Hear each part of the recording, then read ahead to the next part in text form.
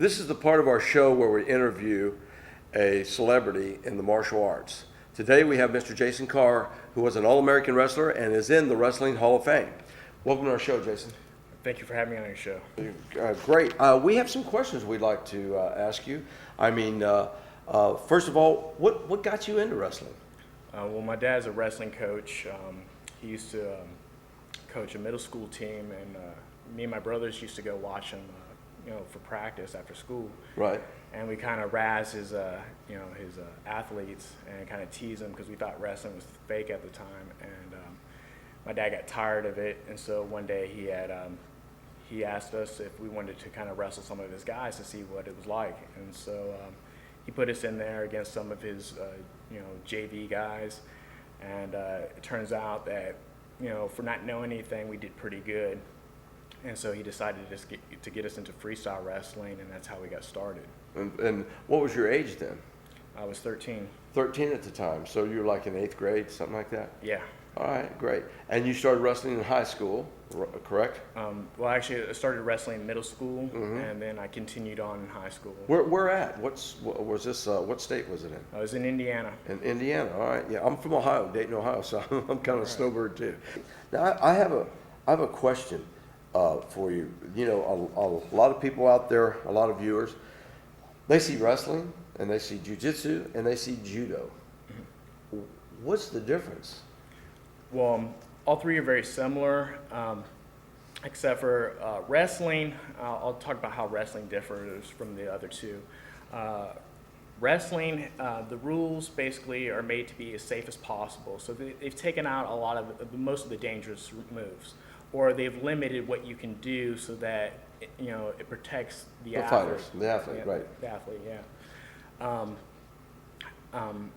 Now, the difference between wrestling and judo, a lot of the techniques are very similar, except for in wrestling you can't choke people, you can't do the arm bars and all that. You have that with judo, but right. Judo doesn't have any leg attacks. Right. And Jiu-Jitsu is primarily ground-based, even though they do have some takedowns. Modern Jiu-Jitsu, Brazilian style, they mainly focus on grappling, fighting from the guard. Yeah. And so that's pretty much how they differ. Right. Wrestling's focusing mainly on the takedowns and control positions. Right. And I think wrestling allows you to kind of blend the other two in a lot. It's a lot easier to blend, say, judo into wrestling and jiu-jitsu into wrestling than to come from like a jiu-jitsu or judo background and then try to pick up wrestling. American wrestling, right. Okay, great. Who do you think would win if we took one of the best American collegiate wrestlers, one of the best Brazilian or Japanese jiu-jitsu guy, and a Japanese judo collegiate person, all of them top guns in their field, all of them college age, and put all three of them together in a contest? Who do you think would prevail? Who would rise above and who would win between the three? And all of them, same age, all of them, from different parts of the world. The American wrestler, maybe a Brazilian jiu-jitsu guy, and a judo guy from Japan. Who would win? I have to go with the wrestler, just because of the type of mentality that's developed just through practicing the sport. Like I said before, you develop a grim determination to succeed in it. Right. And from experience and watching high-level wrestlers compete against high-level jiu-jitsu guys, I've seen it go both ways, but more often I've seen the wrestlers prevail over the jiu-jitsu guys. They just don't know how to deal with the takedowns and the control positions right. that the wrestlers. Right, and I've noticed that people with a collegiate or American wrestling backgrounds, their body movement, they don't grapple very much. They can spin on you. They move like they're gonna kill and eat the thing they're moving on. I mean, it is their whole body movement. I mean, they can shoot under, they can over, around. Their whole body movement differs from just arm and leg grappling or movement. I've noticed that about wrestlers. They can shoot and move their whole body weight just with tremendous speed. and just be like in front of you and behind you in the blink of an eye. And I haven't seen that much with judo people and jujitsu people. Well, it's all the way when we train. It's called positional warfare, okay? Mm-hmm. And so the basic fundamental principles about wrestling is putting yourself in a position of ultimate leverage, Right. okay? And so, you know, changing levels, turning the corner, creating angles. You know, not like when we attack, we don't stay in one plane of motion. You know, if we encounter resistance, we change the plane of motion. Right. All right. And we're taught to scramble, which is basically, there is a technique to it, but it's mainly kind of creating like a panicked situation where no one definitely has control, and where you have to just scramble for a position of control immediately. Exactly. If you're not used to that, you Right. know, you tend to have the disadvantage. Right, and I don't see that much in judo or jujitsu. It's they have a more like it's a lot of arm and leg movement and hip throws and shoulders and stuff. But as far as total body movement, I just don't see it in there. And do you think that this what do you call it, positioning warfare? Positional warfare. Professional is that why you would pick the wrestler over the jiu-jitsu guy and over the judo guy? That's why I would pick the wrestler over the jiu-jitsu or the judo guy, because because of the rules of our sport and the equipment that we have, we don't depend on holding on clothing. Right. And so we're used to competing against, you know, someone that's, you know, got bare minimum clothing on, they're sweating, they're very hard to hold on to. Right. And so when you don't have a gi or anything to hold them into position, Right. you really got to learn how to use your entire body and gain true control Right. over their body parts in order to hold them in position to get a takedown, to get a submission or whatever. Yeah, that's excellent. Great answer. All right, a lot of people that watch UFC. They've heard of you know, all the great fighters of UFC. You know, one of them is Rashad Evans. We've all seen him fight, and some of us love him, some of us don't. But I heard that you wrestled him in your collegiate career, way back when he was wrestling, and before he was a UFC fighter, and before anybody even knew him.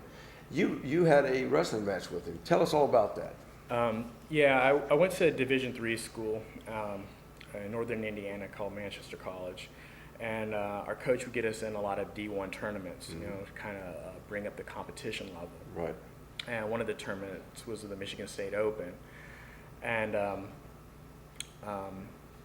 being from a Division III school, since most of the guys are not on scholarship, we don't get a lot of respect from Division II or Division I schools. Right, They kind of right. look down on us. Yeah. Well. And so we're at this tournament, and I get called to staging. I find that they take my card to my mat, and so I show up at the table, and I'm supposed to be the next fight up. Right. And so I'm warming up, and I'm looking for the guy that I'm supposed to be, you know, wrestling. And I don't really see anyone around that I thought was in my weight class.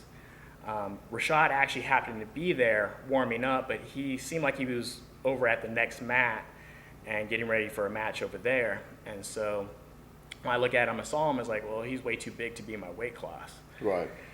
And so I'm warming up there. I go up to the table. I find out my card's gone. So I asked them what happened to it, and they said, oh, one of the staging guys came up. I think they took it, and you probably have a bye. And so they just told me to wait there and continue warming up to make sure. So I'm warming up. Rashad's out there on the mat, ready to go, waiting for his opponent to show up, which is me. But I didn't know that at the time. And so I'm over there for about 15 minutes. They're getting ready to raise his hand. And finally, the referee comes up to me, and he goes, son, what's your name? I goes, Jason Carr. And he's like, from Manchester, right? And I'm like, yes. And he was like, you're supposed to be out here right now. I was like, what are you doing? I was like, I'm sorry. I thought they Give me a bye. You know, give me a bye. And so I'm getting over the shock that, okay, well, this is my opponent. You know, he looks pretty big. It looks like he's the next 2 weight classes up. Right. I was like, oh, well. I was like, well. So I went out there. I had the mindset, well, I'm just going to shoot right off the bat and, you know, attack this guy. At the same time, when I was walking out there, he kind of gave me a look like, like he was puzzled. Like, I was over there for 15 minutes just warming up, not stepping on the mat. So I think it kind of threw him off. And so when the ref blew the whistle, I shot, got the first takedown. He's very explosive, exploded out of it. And we're immediately back up to our feet. And the whole match was like that. We're going back and forth. Right. However, I felt like I got, at least a takedown or two, which they didn't award me points on. Right. Well, we ended up going into overtime. I'm totally exhausted. He's one of the strongest and fastest wrestlers I've ever competed against. Yeah, right. And I had to raise to a level that I'm not accustomed to. But, right, a new area, a new realm. Yeah, right. And so we go into overtime, and I'm exhausted. I'm thinking, okay, I don't know how I'm gonna pull this out. I need to take him down, and they blow the whistle. We move around a bit. I just pause and hesitate, and it was basically like he just touched my leg, and I fell over.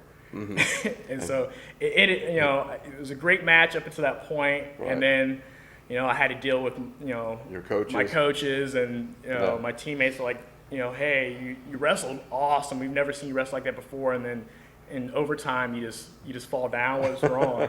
Yeah. I was like, I don't know. I was just like on pause for a moment or something like that. I couldn't even think. Well, it's great that you wrestled with him, and I mean, you went into overtime with Rashad Evans, one of the greatest fighters on this planet right now. We really appreciate you coming and giving us an interview. For our viewing audience, we usually promise them that each person that comes, each martial artist, will show his 3 favorite techniques. Can you do that for us? Sure. All right, great. All right, we're going to get you outfitted and stuff and get you in the ring, and you can show us your 3 favorite techniques.